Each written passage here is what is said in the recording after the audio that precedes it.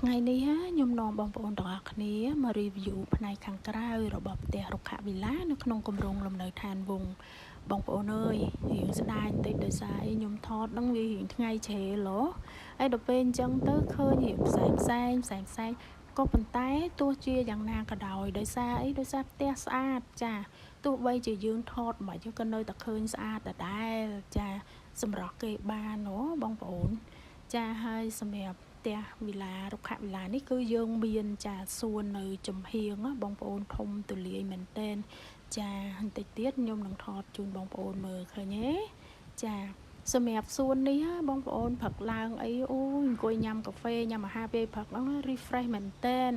ហើយយើងមានសួនតង់ទី2នៅខាងក្នុងមួយតង់ទៀតបងប្អូនហើយសម្រាប់ចាខាងក្នុងនេះគឺយើងមានសល់ space ធំមែនតែនចាយើងធ្វើជាសួនធំហើយយើងមានសល់ space ចាសម្រាប់យើងដើរ